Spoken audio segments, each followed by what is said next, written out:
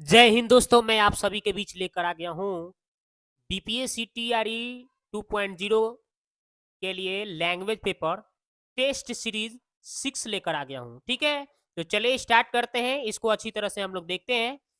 तो देखिए यहाँ पे पहला क्वेश्चन दोस्तों क्या कहा गया है कि fill in the blanks with appropriate appropriate words given from the given options.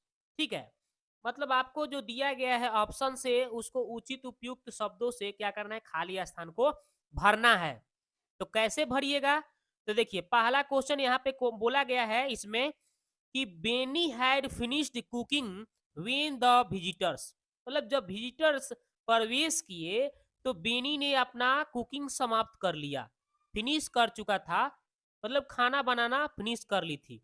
तो यहाँ पे जब भी व्हेन लगा दे, ठीक है ना, और इधर पास्ट की बात है तो इधर भी पास्ट ही लगाना होगा, यानी इंटर्ड लगाना होगा। क्या लगाना है? इंटर्ड। यानी कि जब विजिटर आगंतुक लोग पहुंच मतलब प्रवेश किए, जैसे ही प्रवेश किए बेनी ने अपना काम मतलब कि कुकिंग करना यानी खाना पकाना समाप्त कर ली थी। ओके, आगे देखते हैं। दूसरा सवाल देखिए, अगला है कि चूज द करेक्टली स्पेलिंग। आपको इसमें सही स्पेलिंग देखना है। तो नेसेसरी का वर्ड आपको पता होगा, NECESSARY पढ़े होंगे। नेसेसरी मतलब होता है आवश्यक या जरूरी, जो कि ऑप्शन नंबर ए में ही दिख रहा है सही। अगला है select the synonym of given word. इसका सेनोनिज्म बताना है आपको। वैन का मतलब होता है बेकार, व्यर्थ, तो इसी का सेनोनिज्म बताना है आपको। तो इसका सेनोनिज्म हो जाएगा यूजलेस। क्या हो जाएगा? यूजलेस हो जाएगा। यूजलेस माने भी बेकार होता है। तो ऑप्शन नंबर इसका सी आंसर। अगला देखते हैं।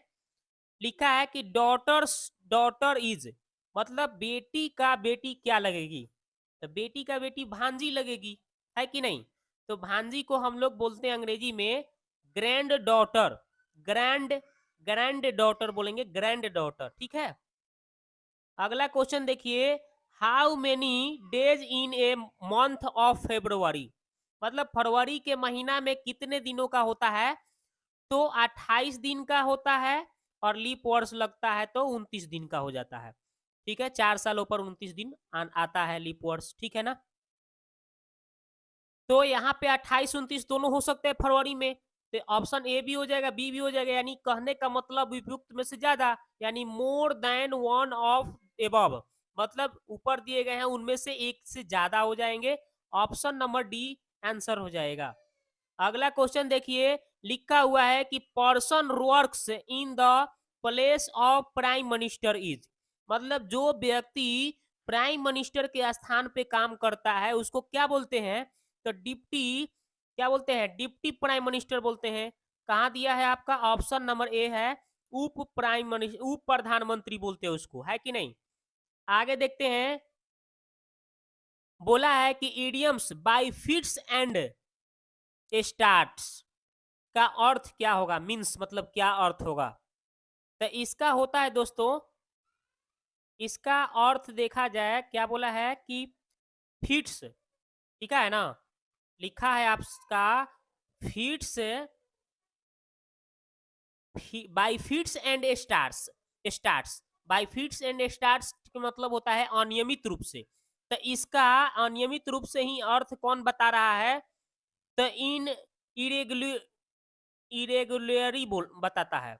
IRREGULARY, ठीक है, RLY। तो ये जो है आपका, ये आपका इरेगुलरली जो होगा आपका, ये इसका मतलब इसी का अर्थ बताता है, इसी के जैसा अर्थ बताता है, अनियमित रूप से। ऑप्शन नंबर सी आंसर हो गया। अगला देखते हैं। बोला है कि direction fill in the blanks with the appropriate words from the given option, मतलब जो दो ऑप्शन दिया गया है उससे उपयुक्त शब्द को खाली स्थान को भरना है।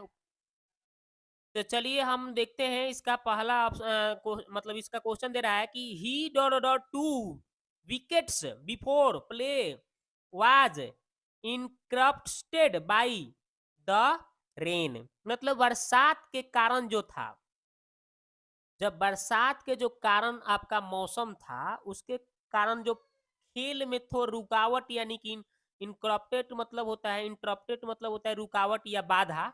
बरसात के कारण खेल बाधित होने के पहले ही उसने क्या कर लिया, तो 2 विकेट ले लिया था, 2 विकेट कर लिया था, कर चुका था। तो बिफोर लगा है तो इससे पहले तो आपको पढ़े ही है कि हाइड प्लस क्या लगाते हैं, V3 का यूज करते हैं, 7वां टेंस पढ़े ही होंगे। तो hide V3 option number A ही तो दिख रहा है, ऑप्शन नंबर ए इसका आंसर करिए। आगे देखते हैं, आगे देखते हैं कि निरोग, तो निरोग का संधि विच्छेद करिएगा तो निहजोर रोग, ये आपका क्या होता है, निहजोर रोग। निरोग आपका ये विसर्ग संधि का उदाहरण है। तो विसर्ग संधि का उदाहरण कौन सा है, क्या पूछा है कौन सा संधि है, तो भाई विसर्ग संधि मार देना आंसर आपको।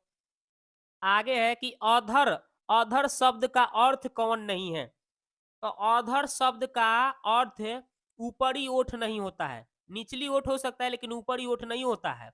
अंतरिक्ष हो जाएगा, पाताल हो जाएगा, लेकिन ऊपरी ओठ नहीं होगा। तो इसलिए इसका आंसर हो जाएगा ऑप्शन नंबर बी, आंसर करिएगा आप, ठीक है। अगला देखते हैं, अगला क्वेश्चन है कि संसार का संधि विच्छेद करें। तो संसार का दोस्तों संधि विच्छेद करिएगा ना आप, तो संसार को तोड़िएगा तो सम जोड़ सार, सम जोड़ सार ये भी व्यंजन संधि होता है, म का अनुस्वार हो जाता है कि नहीं। तो यहाँ पे संसार का सम जोड़ सार option number A he answer में दे रहा है, ठीक है। इसमें देखिए हलंत नहीं है इसलिए ये गलत है, इसमें हलंत चाहिए, व्यंजन संधि है कि नहीं। अगला सवाल है कि देशज शब्द है, तो देशज में जैसे लोग लोटा बोलता है, लोटा बोलता है, बेटा बोलता है, रोटी बोलता है, ये सब देशज शब्द है अपना देश के। झाड़ू, कूची, पूरी, पड़ोसी, लड़की, दारू, पैसा, दाल, रोटी, सब आपका बेटा बेटी, ये सारा आपका देशज शब्द है। लोटा, लोटिया, ये आपका देखिए लोटा जो है आपका देशज शब्द हो गया। आगे देखिए, अगला है जिंदगी शब्द है, तो जिंदगी जो शब्द आया है ये विदेशी शब्द है ना, याद रखिएगा जिंदगी विदेशी शब्द होता है। आगे देखते हैं शुद्ध शब्द, शुद्ध शब्द छांटना है, तो शुद्ध शब्द जो है कृतधन्य, कृतधन्य है, कृतधन्य है ना। तो कौन सा ऑप्शन दिख रहा है आपको, कृतधन्य, कृतंध, कृतंध, कौन सा है ऑप्शन, ऑप्शन नंबर सी इसका आंसर हो जाएगा, सही शब्द है। अगला है कि यह काम मैं आप कर लूंगा, पंक्ति में आप कौन सा है, तो आप जो दोस्तों निजवाचक सर्वनाम में आता है, काथी में आएगा, निजवाचक सर्वनाम होगा। आगे देखते हैं नासिका व्यंजन वर्ग, तो जितना 5 नंबर में आता है जैसे अंगा हो गया क ख ख में, च में य हो गया, ठ में अर हो गया, त में न हो गया, प में म हो गया, ये सारे के सारे जो 5 नंबर में आते हैं ना, स्पर्श व्यंजन में लास्ट 5 नंबर में, ये सारे के सारे ये स्पर्श व्यंजन कै गो होता है, 25 गो होता है ना, कवर्ग, चवर्ग, टवर्ग, तवर्ग, पवर्ग होता है कि नहीं, 25 गो। तो लास्ट वाला जो होता है ना ये सारा नासिका से बोला जाता है, याद रखिएगा। तो में नासिका की बात कर रहा है, यानी कि म हो जाएगा इसका आंसर, नासिक के व्यंजन। आगे है कि कमल का स्त्रीलिंग, कमलिनी, कमल का स्त्रीलिंग क्या होता है, कमलिनी होता है। तो 17 का आपका सी में आंसर दिख रहा है। आगे है कृष्ण का विलोम, आप पढ़े ही होंगे, कृष्ण पक्ष, पक्ष शुक्ल पक्ष पढ़े है ना, कृष्ण का उल्टा, कृष्ण माने अंधेरा होता है, शुक्ल मतलब उजाला होता है, अजोरिया अंधेरिया। कृष्ण पक्ष जब चलता है तो अंधेरिया मतलब अंधेरिया रात होने लगती है, शुक्ल पक्ष जब चलता है तो अजोरिया रात होता है। तो उसी को कृष्ण का उल्टा आप शुक्ल बताएंगे, ओके। आगे देखिए, नाक पर गुस्सा, नाक पर गुस्सा होना मतलब तुरंते क्रोधित हो जाना, एकदम नाके पर खीस है, किसी को मार दिया ढिसुम, नहीं कितना बच्चा को देखते हो, थोड़ा सा भी कुछ करिएगा आप तो तुरंत ढिसुम मार देता है ना, पीटने लगेगा, गाली देने लगेगा, तो यानी उसको नाके पर गुस्सा रहता है, यानी तुरंत क्रोधित हो जाता है। ऑप्शन नंबर ए इसका आंसर। आगे है कि अंगारों पर लौटना, अंगारों पर लौटना के मतलब होता है दोस्तों, क्या होता है, मतलब दुख सहना, कष्ट झेलना, है ना। ईर्षा में दुख सहना, कष्ट सहना, ठीक है। ये सब इसका ऑप्शन हो जाएगा, एगो ऑप्शन पहला भी है कि ईर्ष्या में व्यथित होना, ईर्ष्या में व्यथित होना, ये भी हो जाएगा आंसर इसका। ठीक है, तो ये तो हो गया। आगे देखिए, सरल वाक्य किस भेद के अंतर्गत आता है? तो सरल भेद जो होता है दोस्तों, रचना के दृष्टि से अगर देखा जाए भेद, है ना, तो रचना के दृष्टि से भेद अगर देखिएगा आप, तो वो 3 होता है। कौन कौन? सरल वाक्य, मिश्र वाक्य, संयुक्त वाक्य। तो सरल वाक्य जो होगा रचना के दृष्टि से होता है, उसी का भेद होता है। आगे देखते हैं, साम्राज्ञी का पुल्लिंग, साम्राज्ञी का पुल्लिंग होता है सम्राट, सम्राट का क्या होता है? सम्राज्ञी, सम्राट का क्या होता है? सम्राज्ञी। जैसे राजा का क्या होता है? रागी, उसी तरह से।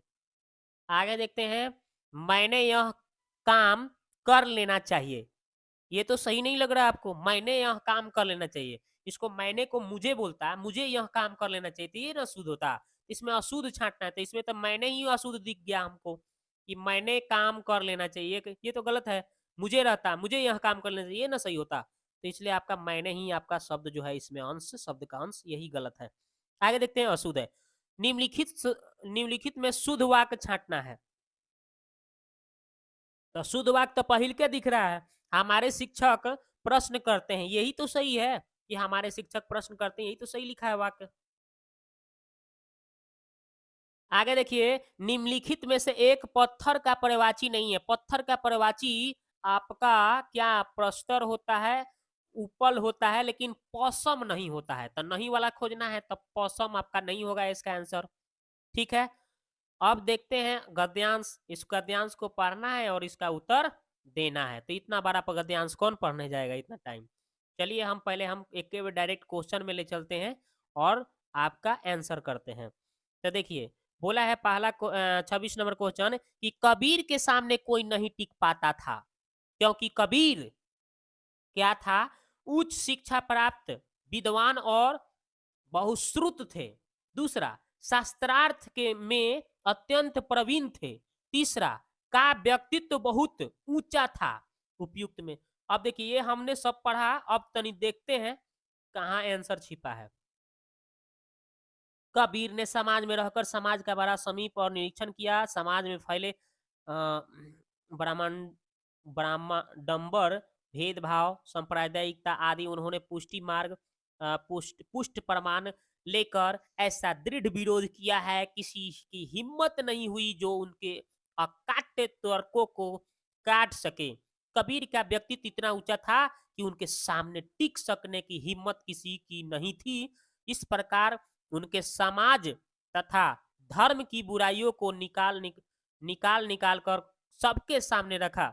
उच्च नाम रखकर संसार को ठगने वाले के नकली चेहरे को सबको दिखाया और दीन दलितों को ऊपर उठने का उपदेश देकर अपने व्यक्तित्व को सुधार कर सबके सामने एक महान आदर्श प्रस्तुत प्रस्तुत सिद्धांतों का निरूपण किया। कर्म, सेवा, अहिंसा, निर्गुण मार्ग प्रसार किया, कर्मकांड, मूर्ति पूजा विरोध किया, ये सारा चीज दिया है।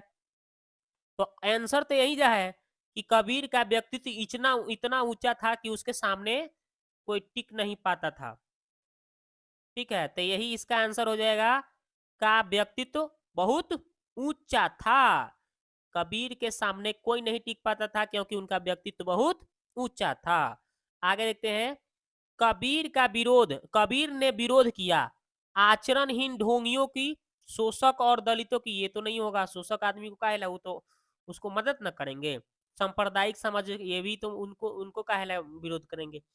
यानी कि यहीं से हमको दिख गया आंसर कि इसका ऐसे भी दिया जा सकता है बिना पढ़े भी कि आचरणहीन ढोंगियों को विरोध करते थे कौन? कबीर ने।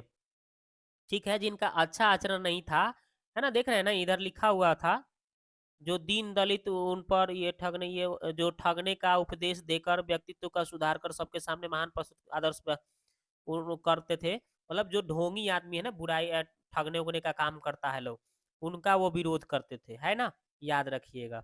चलिए आगे देखते हैं। नेक्स्ट क्या बता रहा है कि संत कबीर ने प्रशस्त किया। क्या प्रशस्त किया? ज्ञान मार्ग, भक्ति मार्ग, देव मार्ग, उपयुक्त में से कोई नहीं। ये तो आपका ज्ञान मार्ग को प्रशस्त किए हैं, कौन ज्ञान मार्ग का बढ़ावा दिए हैं, इसमें देख लीजिए पढ़ के। सखियों रामायणितियों शब्दों के बोलचाल की भाषा में रचकर सबके सामने एक विशेष ज्ञान मार्ग खोला। ज्ञान मार्ग देख लिए, मिल गया ना यहाँ पे।